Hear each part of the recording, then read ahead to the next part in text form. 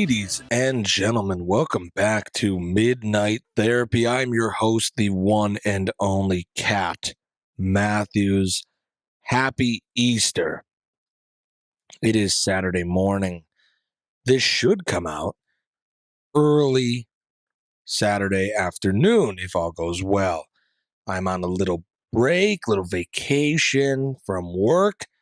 You would think there'd be more time, but there never is because it's never ending. We always have things to do, and when we have time, we catch up on all the things we haven't had time for, and we're still as busy as ever. It's the cycle of life. But between the mundane things, you do have to do things that you want to do for you.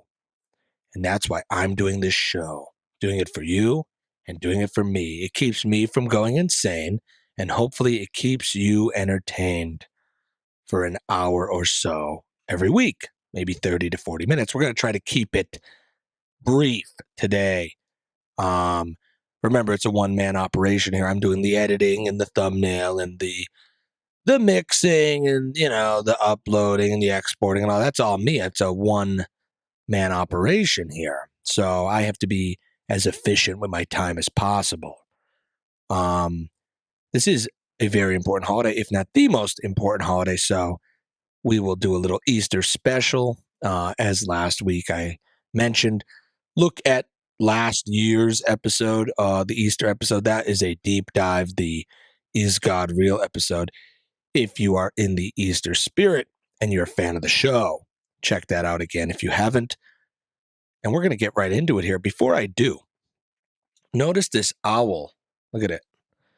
Articulating head. I bought one of these for Mike the Barber as well, because he does the night owl over at the Three Saints Barber Shop located in historic downtown Jessup, Pennsylvania. He does that late night. He'll do a haircut for you or a beard trim late at night. Great time. But he calls it night owl, so I bought him this owl. Got this at Aldi. Big fan of Aldi here. Still didn't get that sponsorship. Waiting patiently for that. As far as some other news regarding updates and Mike the Barber, we got this. This came in the mail the other day.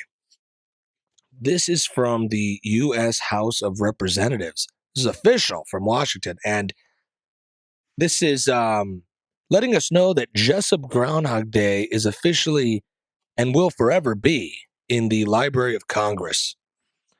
The gold seal and all. Just want you to let that soak in, that the holiday we invented, where a ferret predicts the weather, and we all went outside in top hats and long coats in 0-degree weather in Jessup on a whim. We did it. That is now in the Library of Congress. So if you ever think an idea is stupid or not worth doing, get those thoughts out of your head. Everything is worth doing, and you get rewarded for being unique. You get rewarded for being the man in the arena, the one that says, wouldn't it be fun if we did this, and then actually doing it. Thankfully, I had a good group of gentlemen that made it happen, and ladies, of course. Most importantly, Mike and Jim, for being crazy enough to be the first two on board with this. So we are immortal in one way or another as long as this country stands, which, the way it's looking, at least another year or so. So that's pretty big. Speaking of America, let's get right into it here. I guess we're going to the moon again. Now let me explain something, because I know the world is very fast paced and the news cycle is relentless, and it just keeps coming at you like dodgeballs. They just keep hitting you day after day. You're getting pelted with dodgeballs, and it's hard to recover and process what happened. But going to the moon, this object that's in the sky, that has been in the sky forever, it's like the most majestic thing. Everybody looked at it for centuries. It's the moon, like our satellite up there. It is truly an awesome thing, the moon. And to get there, or even go by it, or get close to it in any way, shape, or form, is a monumental achievement. And that's what we all learned, right? In our history books, that the Apollo missions were crazy. They were the craziest thing ever, the greatest human achievement, right? Going to the moon. You would think that such a colossal achievement would be the most important news story of modern time, right? To go back to the moon, putting people in a ship with rocket fuel and propelling them into outer space, to go to the moon, the faraway object in the middle of space, like that is the biggest news story. Yet no one really cares, it appears, and no one really knew it was happening until they were already leaving the earth. Like as they were leaving the earth, people knew, but no one really knew. There was no build up to this. I'm sure some people, science enthusiasts, were aware of this in some fashion. Um, but overall, no one really knew about this, and no one really cares, which is shocking to me. And it really is telling that these are the times we live in, where when everything is news, nothing is news. They did it on April Fool's Day too. That was a little distasteful. But this is odd that it's not a bigger story. And I think because we make everything a story, that even when you do have something deserving of a monumental, um, like this deserves the coverage that some stories get. This is the biggest story ever. Yet it's not appearing that way. And I think that says a lot about us. We really don't care, and our attention span is gone, and we are desensitized to almost anything and everything. Let that sink in. So that's going on. We're sending people to the moon, but we're not landing on the moon. We're just going around the moon. We're doing a drive-by to the moon, which is a little odd because we have all the technology in the world and AI and all this progress, right? Since the 60s when we went supposedly the first time. Yet we were able to land in the 60s and then get off the moon and come back. Yet in 2026, with all this advancement in money and AI, we're just doing a drive-by. Now that's a little odd. And they're like, oh, well, we're going to go back. Okay. Still fishy to me. Not this one, of course. I don't have too many reasons to believe this one was faked, but it does make me still currently believe that maybe there was something up with the one in the 60s. Talked about it before on the show. You know my take on it. There's one of two things you can believe, and they're not good. Both of them aren't good. One, that the United States faked the moon landing in the 60s and 70s. The first one was Stanley Kubrick directing it on a movie set. You can believe that. Or you believe that we actually went, but the only reason we went is because of a Nazi, Werner von Braun. So it's a pill you gotta swallow. You pick which one. Do I think we went in the 60s? Probably not. And I never wanted to say that, but looking at all the deception going on and the same regurgitated things that you hear, the talking points, they go, do you know it'd be harder to fake it than to actually go? Like, you know how many people would have to be in on it? I'm like, yeah, I used to think that would be a hard thing to do. But then you think about how many people were in on other things, right? Like maybe Epstein Island and things like that, and how deep those roots go, and a lot of people in on it, and still not a lot of people getting caught. So is it that hard to believe that they may have deceived the public and the world for their own personal gain? That's not too shocking to me, and it shouldn't be shocking to you either. But yeah, I guess people are going to the moon. That's cool. On to the next story. That's how we are, you know? When everything is shocking, nothing is. Remember that. Unfortunately, anything on the global stage um, is probably fake. You know, if you're on the global stage, you're probably a global actor of some sort. They don't just let anyone on that stage. And if they do, there's a reason they're on the stage and there's a reason you're seeing them. Now, it's so depressing for me because you want to believe in certain politicians, you want to believe in certain musicians and artists, and you want to believe they're genuine, and a lot of the times, unfortunately, they're not. But I'm going to give a shout out to this guy, Steven Wilson Jr. If you haven't heard of him, he is very good. I love listening to him now. Great writer, great performer, very unique sound, unique guitar tone, unique playing, everything about him. Great. Really like him. He did a cover, though, of Hunger Strike, the classic song. And I'm not going to bore you with all the conspiracy theories about that song, but when you do listen to those lyrics, and I think this Steven Wilson Jr. version, he sings it a little clearer.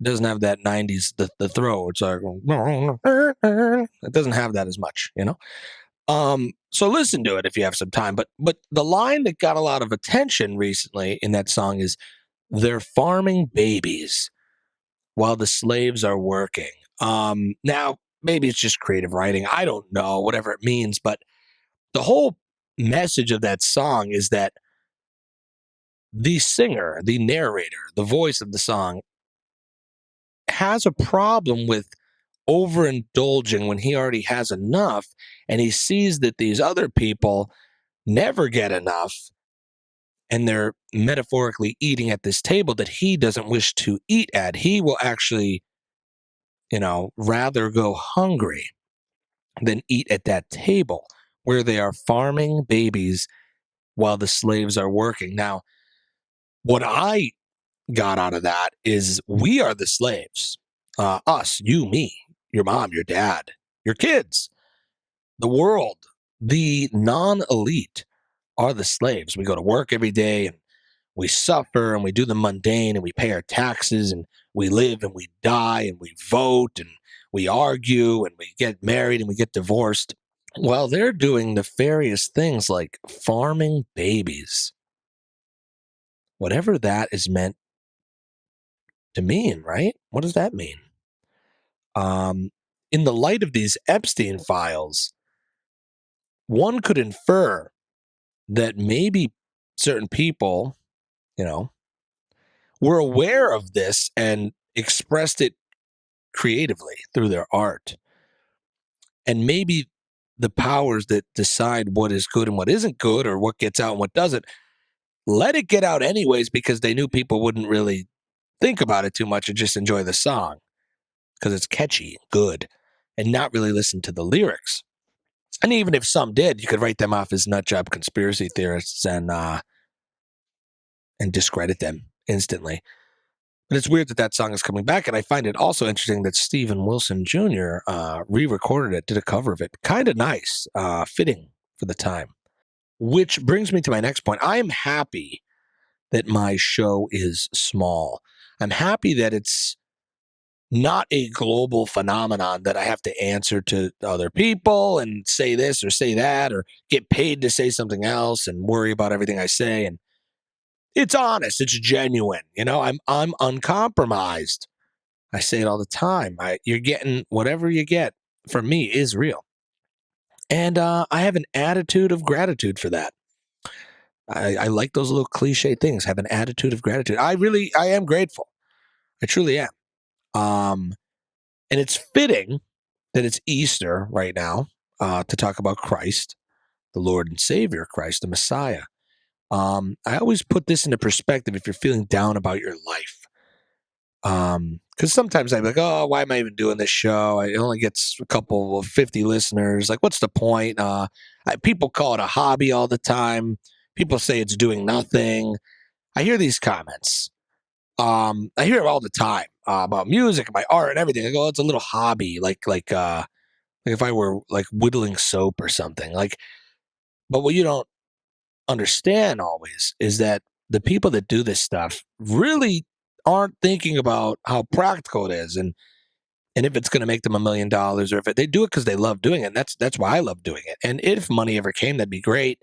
Or if more people enjoyed the show, that'd be great. But I do it because I want to do it. So I don't want to get too down on myself. And then I remind myself back to the other point that if I ever did make it, I'd probably be compromised. And if I was even a little bit on that global stage, there'd be a reason I was there and always the opportunity for them to take me off that global stage, if you know what I'm saying. But back to Christ, remember, whatever happens to us and whatever successes we have or don't have, we are not Christ. We are not the perfect person. We are not God. We are not pure. So that's one. And we also didn't suffer as much. Whatever happens to you, it's not getting crucified on a cross. So you're not as important as Christ. He didn't suffer as much as Christ. So even if you're not a Christian, you could learn that lesson. Why am I complaining? Who am I to complain? I'm not that important. And I also didn't suffer nearly as much. Yet his attitude was forgive them because they don't know what they're doing. And your attitude is probably anger and revenge and your vices and lust and all that crap. Let it go. Let it go, especially during this Easter time, today and tomorrow. At least take a baby step. For an hour, let it go. That's my homework to you. And then tomorrow for 2 hours, and maybe a day, and then maybe a month, let it go. And try to be Christ-like a little longer every day. Here's my advice. And if you are ever offered to sit at a table where they're farming babies while the slaves are working, don't eat from that table. Go hungry. Hunger strike. Let's move on to Charlie Kirk. Again, rest in peace, Charlie Kirk. I get sad thinking about Charlie Kirk every once in a while as more comes out about what happened to him. I do believe his wife probably was his handler and probably had some nefarious doings going on in the background, which is very sad to me. Only reason I bring it up is I guess the bullet did not match the gun that supposedly shot him in the neck. No definitive evidence here. Of course, the bullet was fragmented, but they're saying it didn't match. So obviously fishy. We knew this for a while. Huge conspiracy going on with this. Also with the Donald Trump in Butler, Pennsylvania. That one. No, that's the one thing. These two assassination attempts. You were not allowed to ask any questions about, and no one got any closure with them. Like we still don't know what's going on at all. We have no idea what's going on at all with those. We just said, well, that happened, and move on. No, like it's kind of crazy. Unfortunately, the only thing you got was these grifters, these parasites, clinging on to this news story. Not so much with the Trump one, but with Charlie Kirk. You have the Tucker and the Candace, and maybe a little bit Alex Jones, Nick Fuentes. These people, not so much Nick Fuentes, but definitely Candace. Just being a parasite and riding the coattails of this as long as possible. For views and for money, And unfortunately, this is truly what it means to take the Lord's name in vain. When you are, it's not stubbing your toe and cursing, saying Jesus Christ. What it really means to take the Lord's name in vain is to speak as if you are representing the Lord and one with the Lord and that you know the Lord and using that for nefarious purposes, whether you're a Joel Osteen preacher of some sort or your jelly roll, using the Lord's name to get more people to come to your concert or something. It's all terrible. And you see a lot of these people doing this because, of course, Charlie was a Christian. So they're going to ride the coattails of that as long as they could. And this brings on a whole nother slew of problems with these parasites that figure out what gets the audience.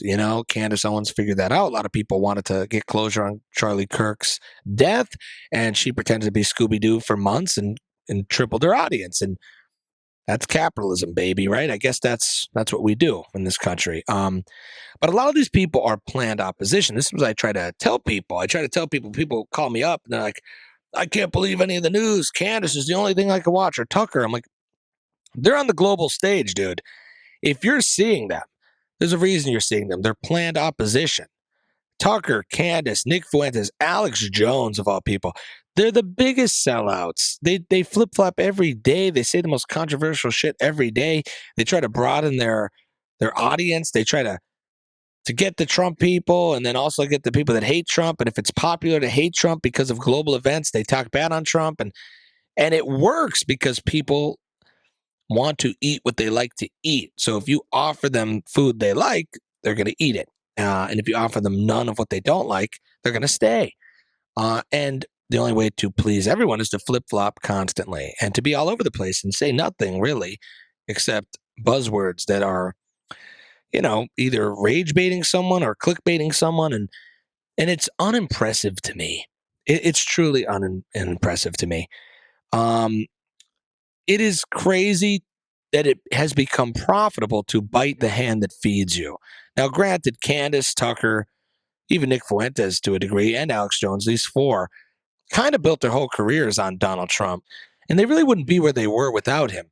Yet now that things are looking unfavorable for him, which happens to everyone, granted, you either die a hero or live long enough to become a villain. And Trump is 80 years old and he's been in the public eye for 40 years. It's bound to happen. One of them was going to work. All the attempts to take him down was going to work eventually. But you have a good Caesar moment here. And now they're all stabbing him in the back. And hey, you got to do what you got to do. It was just good business, right? That's how these people are. But they're watch how they all bite the hand that feeds them. And just remember, if they would do it to him, they'll do it to you. Trust me. And that's why you can't be friends with people like that. You watch them do that to someone else. You go, oh, that's terrible, but they wouldn't do it to me. Of course, they're going to do it to you. They use you like a parasite till you serve your purpose. And once you're no longer useful, they throw you out to the dust. And unfortunately, you're seeing that happen with Donald Trump. We're going to get into that too. Maybe rightfully so, but still, nonetheless, it's happening. This comedian, Drewski or whatever, you see him a lot all over Facebook. Kind of funny. All social medias, he's everywhere. But he did Erika Kirk dressed up as her. It was kind of funny. As a comedian, I really don't have a problem with it. Erika Kirk did have a problem with it, though. She seemed more offended by that than she was the death of her own husband. She was like more mad at this comedian than she was the guy that shot her husband. Considering a couple days later, she was at a mega arena in glitter pants with pyrotechnics going off, doing a concert-sized eulogy for him, where Donald Trump spoke after her last, and he was the last speaker, the guest speaker, the master of ceremonies, if you will, and he was like dancing to music. I don't know. That was weird then, and it's weird now, but I don't know. Distasteful for sure, to dress up as a widow and mock her, but I don't know. Comedy's comedy. The only thing is, I don't want to hear anything about blackface anymore because I read all the comments and they're like, "Well, blackface is offensive because it's hateful, but doing this is not because it was funny." So it's like, all right, so what about Tropic Thunder?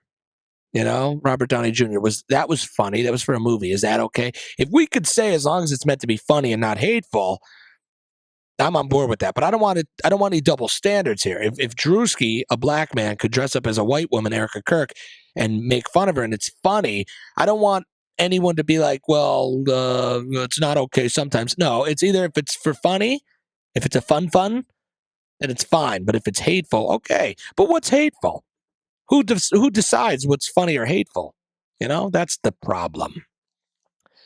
But that's all I have to say about that. Who was the guy? Is his name Joe Kent or whatever? The guy that got fired or quit, actually. He actually quit because of the Iran thing. I hope I got his name right. I don't know if I did. Anyways, he wanted to investigate Charlie Kirk, and he was not allowed to. And then he couldn't get behind the Iran war, and he quit. Now he's doing the podcast circuit. But that's a little weird. They don't want anyone looking into that. The Erika Kirk thing, bad taste in my mouth, always has been. I feel like poor Charlie did get played. He didn't know what he was getting into. He was probably a good Christian guy. Controversial, I get it, but wasn't trying to hurt anyone, I don't think. Rose in power got a little too big for his britches, denied some money from certain groups, if you know what I'm saying. And then they said, well, if he's not going to play ball, then time to get off the global stage and put his handler in charge, and no one there'll be none the wiser. The grieving widow, the mother of his children, will take over the company that she never wanted anything to do with when he was alive. See how everything's a lie? That's why you can't believe anything. Everyone calls me up and they're like, "Hey, did you see this on the news?" I'm like, "Yeah, I don't care. I can't believe anything." The media still has such a grip with narrative, and they're so good at spinning it. And this is what I don't like. I could talk about Trump all day. and how disappointed I am with him. I could. But the one thing I won't do is pretend that someone else, or nevertheless me, could have done a better job. Now, I'm not going to call anyone out, but a few people, one in particular, talks to me all the time. They say Trump is the dumbest, moronic, failed, idiot president ever. He has no idea what's going on. Okay, that might be true. But remember, the man in the arena is all that matters. If you're in the stands with whatever you do, it doesn't matter. People could say I'm a terrible comedian or a terrible painter or my podcast sucks. But unless you are doing comedy and painting or music or whatever you do, or the podcast, unless you're also doing it, I don't care what you say. You know what I'm saying? Because you're in the stands, you're a consumer. I'm making the product, I'm putting it out there. And you're judging me because you have nothing to lose, no skin in the game. It's hard to do things. Everything in life is difficult, and everyone's going to have an opinion on how you're doing something and if you're doing it well or not well. But I could tell you this right now, most people, and this is not to be rude, this is just a fact, 99.999% of you out there, including me, and including the person that always calls me up and tells me this, will never even remotely come close to being president of the United States, and they will probably not even get close to knowing someone that will be president of the United States. Yet, everybody is a military strategist. Everybody knows global relations. Everybody is an oil executive now that knows about the price of barrels of oil. People are talking about the Strait of Hormuz. Why are we talking about the Strait of Hormuz? Most people don't know what the fuck's going on with anything. I know people that don't even know how to use their phone. They don't even know how to use their phone. They couldn't do anything on their phone. A lot of boomers don't even know how to use their phone. Yet they're going to lecture me about the Strait of Hormuz in Iran. Think about how much the media has us by the balls. We're talking about the Strait of Hormuz. What the hell?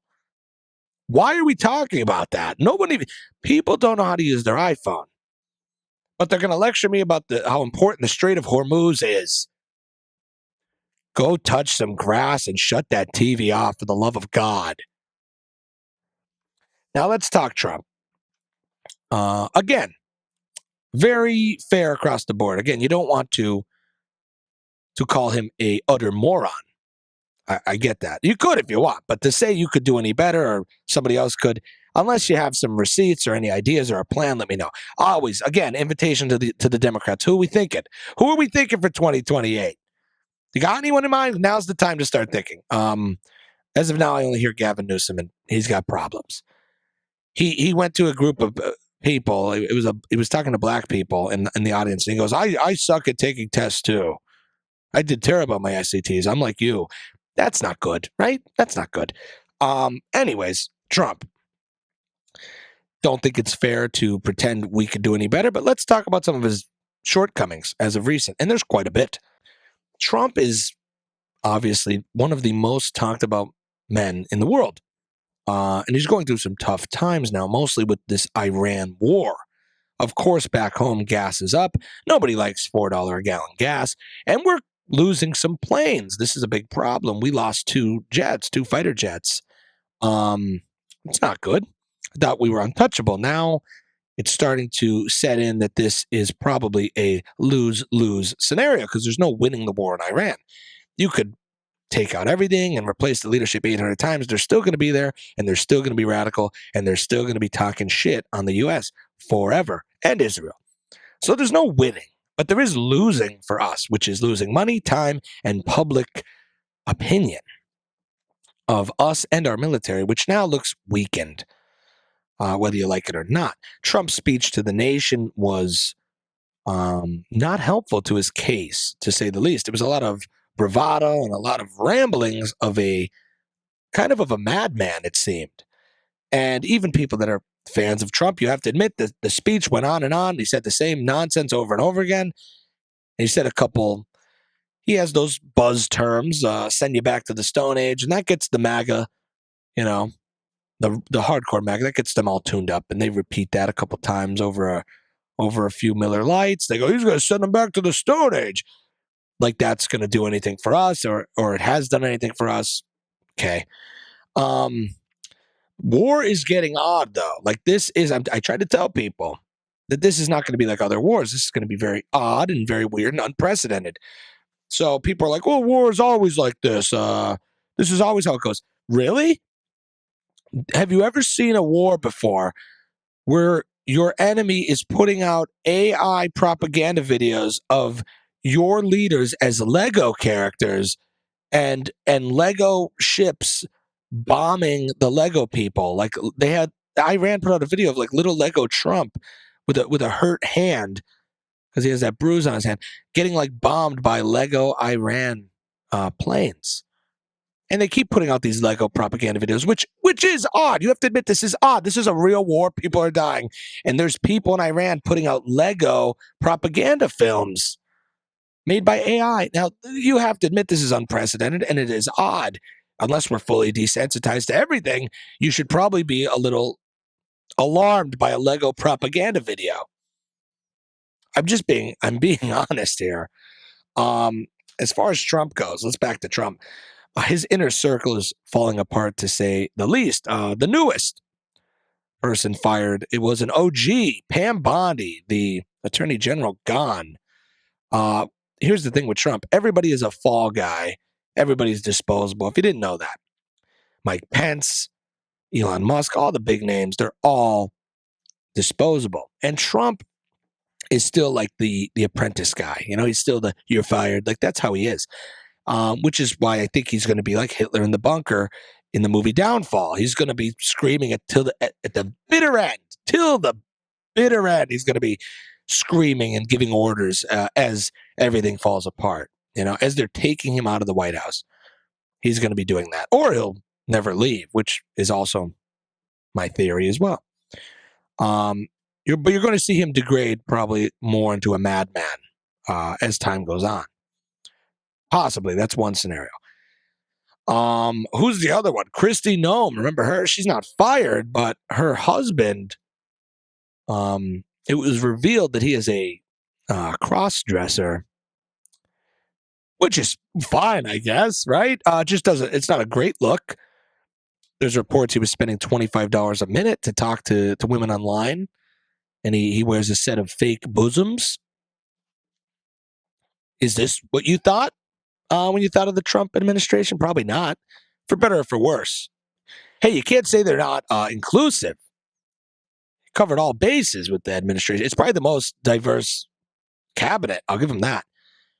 But Trump is like preoccupied, it seems, with other stuff. I said he went to Elvis's house. He's rambling about Sharpies. Another thing, Tiger Woods got a DUI. It's like his third DUI. And the body cam footage from the cop came out. And did you know Tiger Woods called Trump? Like, you know how like you get pulled over a speeding ticket and like you know the sheriff, so you call the sheriff quick and it's like, hey, I'm on the phone with the sheriff, and they let you go. Tiger Woods on opiates or whatever he's on, painkillers, rolled a car and then called Donald Trump, the president, and was like, hey, I got in a little trouble. Can you get me out of this? Like, that's what's going on. As there's a war, like as the war goes on, the president is talking about Sharpies. He's getting Tiger Woods out of a DUI, out of a Dewey, and he's going to Elvis's house, playing guitar at Graceland. I don't know. Is this good? Probably not. Meanwhile, Supreme Court talking about ending birthright citizenship, which is the anchor baby thing. You know that. Trump went there. He almost like put pressure on them. He attended. I don't think a president usually attends those hearings, but he did. This is a debatable thing. I understand in the past, and I'm just being fair here and transparent. I understand in the past why it made sense, but to say that 30 million, they think it's 30 million people in the past like 5-6 years have entered the country illegally. If any of those 30 million people have a child, that child is now a citizen and the parents get to stay because you're not going to separate the family. It is kind of a crazy rule. Imagine that anywhere else. Like, imagine if I don't know, went to Italy and then my wife had a baby and then that baby is now Italian. then we could just stay in Italy and be Italian citizens just like that. I don't know if it would work like that, but it does work that way here. Regardless of my opinion or anyone else's, they are trying to overturn that. There's also something else with the Supreme Court with conversion therapy for trans children. You could look into that. That's a whole nother issue there. The trans children debate would take years to go over, and I'm not going to go over that today, but if you want to look into that, the Supreme Court has some interesting cases at the moment. They're also talking about the ballroom, right? That might be going to the Supreme Court. Trump destroyed a whole wing of the White House to build a ballroom, which, surprise, will have a military bunker underneath it. I think it's on hold now, this project, but can you really put it on hold? The White House is half destroyed. You got to put something there. And if you were going to put it on hold, you probably should have done that before they destroyed half of the White House, right? Supreme Court in the news a lot lately. They shut down Trump's tariffs, which could be detrimental to the country. And Trump's plan. You know, like I said, he's getting towards halfway point, towards the midterms, and he has to turn it around if he wants the rest of his presidency to be memorable in a positive way. As of now, it's not looking good. It's actually looking quite bad for him. But people are like, oh, the midterms, they're going to get killed in the midterms, the Republicans. Stop talking. You have no idea what's going to happen today. Something could happen later tonight that changes the course of everything. People think they're the midterms. They're like talking about midterms. People are talking about 2028. I'm like, stop. Do you know how fast paced this administration has been moving? Do you know how much has happened since he's been in there? You got to really sit back. It could go way worse for him or it could turn around. And you are not going to know that because you're not in the big club. And the script is written, but for us, it's WWE. And everybody hates Trump and, oh, he's such a bad guy. That's because it's WWE. He's supposed to be the bad guy on this scene. Literally, it's wrestling fans yelling at the TV. It's WWE. You don't know the script, but there's a script. They just want you to believe it's real. And Trump has the best catchphrases to get everybody mad. So sit back and relax. Have a hard-boiled egg. Anywho, Trump's now threatening to leave NATO, which would be crazy, which I predicted a while back. I said he was going to leave NATO, and then Russia was going to finally take over Ukraine and then push towards Europe, and maybe the U.S. would team up with Russia. That could totally happen. Like, to be 100% honest, Trump could say, we don't have enough money and supplies to send to Ukraine anymore, and we're not going to deal with NATO anymore. So sorry, Ukraine, you're on your own. We need our supplies for our own wars that we're in. And then Russia might take over Ukraine. Who knows? And then they might push further, and then we might team up with Russia. Who knows? Anything could happen in this script. And remember, no matter what you think, you're not in the arena, you're not in the big club, so it doesn't matter. All you can do is speculate. Now, are we divided past the point of no return? That is the question. It appears that Trump has no plan. Like I said, I don't know. I don't have the script, but there has to be a method to the madness, because if not, I'm going to say it again. Here's what it is. Either Trump is playing 5D chess and there's a method to his madness, or he was clueless the entire time. And we all just went along with it. He was faking it till he made it the whole time, or he always had a secret plan. Now, I go back and forth. As of now, it's starting to look like he really doesn't have a plan and that he was kind of just winging it the whole time. But I do see the little things going on in the background. I see the little chess pieces moving, like the deployment of ICE in major cities, now the airports, and it is starting to look a little Gestapo-like, a little brown shirt-like. And I said that for a while, which makes me think he's laying the foundation for like fascism in some faction. I don't know, in some form. It's not going to be like Germany or Italy in the 30s. It's going to be a newer type of fascism, I think. He even said it the other day. He goes, it's not our job to worry about Medicaid and stuff. That's for the states. He goes, we have to worry about military power, which is very a fascist thing to say. We could do the fascist counter of how many fascist things he says. So that appears like there's some chess moves going on. But then other times, I think he just truly wings it. So I don't know what's going to happen. I really don't know what's going to happen.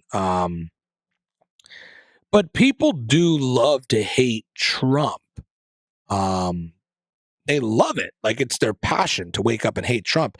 And I do think that's part of the WWE plan, but I do also think that might have pushed us past the point of no return. Because anything to do with Trump, even if he does good, or anyone associated with Trump, is already negated right off the bat, because people are so conditioned and programmed to hate Trump. You have people that love Trump and people that despise Trump, and nothing in between. Nobody kind of likes Trump. You either love him or you hate him. And that's the problem. And I watched people love him that didn't just get a little critical of him. They went right over to hating him. And I watched people that hated him right over to loving him. And it's very odd. That's an odd dynamic. There's no middle ground. It's just pure absolutes, which is such a problem. That tells you how by the balls the system has us.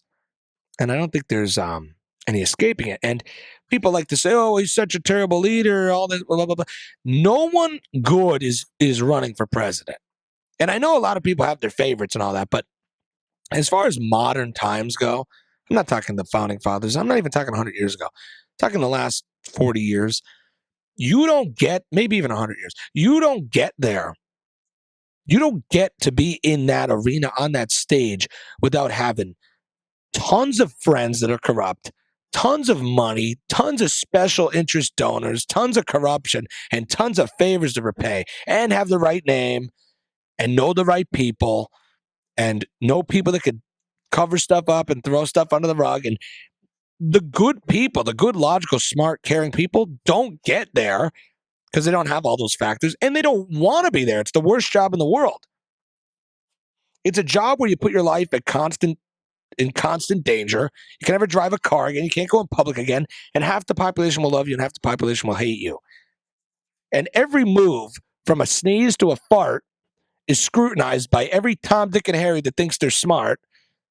And now everyone has a platform, including me, the cowboy in the basement, that could go on and talk about everything and nitpick everything and look between every little line and make their theories and base their claims off pure emotion and anger, and it's nonsense. So the pool of people to be president is slim pickings. So that's what you get. That's what you get. I'm sorry. Only a sociopath, a psychopath would want that job. You have to be a narcissist. You have to be insane. You have to be willing to not sleep or see your family or throw anyone under the bus. And it is not a job. Like to call shots on bombing people. Nobody wants this job. Except people like Donald Trump, and they come around once in about 100 years. That attitude, his charisma, his quirkiness, how odd he is, a very odd person. That comes around maybe once in 100 years. Someone that odd that wants to be the president does not come around often. Usually presidents are like lawyers and country club people that get groomed to be the president. But Donald Trump, weirdest life, weirdest person. And then said, "Well, I did everything. So the only thing I didn't do was be president. So that's what I want to do now." Very odd. With this divisiveness, though, I'm probably, talking to the wall here. My words are going to fall on deaf ears, but I wish we could let that go because some things are not, they don't need to be divisive. Like people not talking to their family members and getting mad at them is nonsense.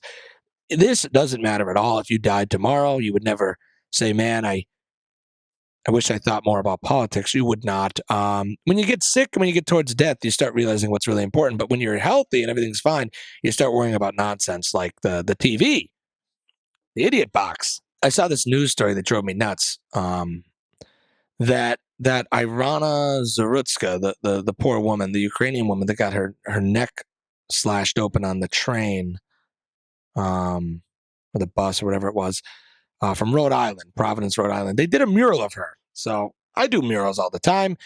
A group or somebody will pay you to do the mural. The city approves it or whatever, and you get paid. And it's the artistic expression. The design will get approved, but you get to do what you want. It's your style. And it doesn't have to necessarily be everybody's favorite because it's you, the artist, being the one expressing themselves. But somebody painted a mural of this woman who died tragically, didn't ask for anything. She was just sitting on the bus and was killed for no reason.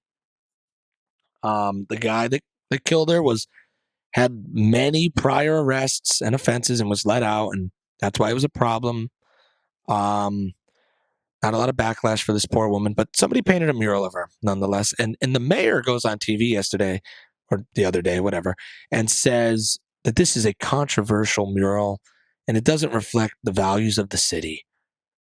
And he did not like the mural. He said it was controversial. The values of the city does not reflect the values of the city. Think about where we are. Where we are going to say, I don't want a mural of that woman who got her neck slit open on the train because it might piss off some people. That's how you know we're done. That's how you know it's over. Meanwhile, there were George Floyd murals all over. Remember that. Keep that in mind. It's a narrative, ladies and gentlemen. It's a narrative, and it's their narrative, not yours. And it's sad that we got to this point. It truly is. But nonetheless, Easter is here. So I want you to remember that some things really matter and some things don't.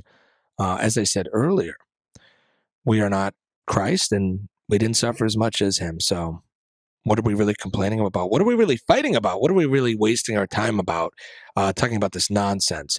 It's fun to look at, fun to talk about it, but don't let it consume your life. Remember what your life is really about. Holy Week is on. Easter is tomorrow. I had to bring it up. I saw it again. What are they called? The Capirote. Is that them in Spain? Capirote. I don't know if I'm saying it right, but they're the hooded people in Spain. They look like KKK members, and every year you see people get mad on the social media comments. They're like, "Look at this! It's outrageous." That was way before the KKK. You know, if anything, the KKK was inspired by these people, but they're doing their Holy Week celebration over in Spain, and every year when I see videos of it, you know the media is putting that out there to get people triggered and mad. But I saw that every year. The comments are, "This is disgusting. How could they?" Okay, but yeah, I had to bring that up. I want people to stop arguing with the people they love. I want people to spread more love, less hate. And the best way to do it, my advice is turn off the TV, turn off your phone, talk about literally anything else this Easter, is my advice. So when you go to Easter dinner, talk about Christ, talk about what you did, talk about what you wish to do, talk about your goals, your aspirations, your dreams, a food you ate that was good, music you're listening to, a show you watch. But please, for the love of God, stop talking about the Strait of Hormuz. Stop talking about Sunni or Shiite or this or that. It's too much. Try to keep Trump's name out of your mouth. See if you can do that. Whether you love him or you hate him, try to keep Trump's name out of your mouth. At least on Easter. That's my prescription to everyone out there. It's quite sad, actually. Interesting fact, as I close here, I asked ChatGPT if they were human, what religion would they follow? And you know what they said? Or what it said or whatever? It did say Christianity. I thought that was very interesting. It weighed all the options in the matter of a millisecond, and it decided Christianity. Thought that was cool. It said, obviously, no specific denomination or no specific branch of the religion, just Christianity in general. I thought that was very interesting, though. Yes, Jesus Christ. We celebrate him tomorrow. He has risen. Happy Easter to everyone. And I really do want you to take some time. Remember what's really important. Jesus Christ, I do believe, is the way. You don't have to take it from me, but look into it. Do your own research. It's the only thing that could fill that cup, that could quench that thirst. You could try to fill it with other things, but no one gets out of here alive. No one gets out of here unscathed, not jaded. Everybody's a sinner. There's no escaping that. But don't hate the sinner, hate the sin, right? And forgiveness, the qualities of Christ, empathy, humility, patience, the virtues. This is what we want to emulate in our lives. Not all that divisive hate that is manufactured for you to fall further and further away from the path. I have a comedy show coming up next Sunday, April 11th. It's the end of my comedy tour. We hit all the big ballrooms around the area. We're going back to the Hotel Anthracite in Carbondale, Pennsylvania. That will be it for me, probably, because I don't do comedy too much in the summer because everybody wants to drink Mike's Hard Lemonades outside. They don't want to sit inside in the theater and listen to me tell jokes about chickens and Trump. So this will be the end for now. I'll be back in the fall with the stand-up. Who knows, maybe a show or two in the summer. But if you want to see me, I'll be there. This show is brought to you in part by Jack's Pub and Eatery and Three Saints Barbershop, located in the heart of historic Jessup, Pennsylvania. Also, Picardo Jewelers. I'll be back. I hope you enjoyed this episode. Show it to your family on Easter. When you get done eating that ham, put this on for everybody to see. Subscribe, share, tell grandma, tell your barber, tell somebody at Home Depot. Spread the word, all right? I love you all. Happy Easter. As always, stay curious, my friends. Good night.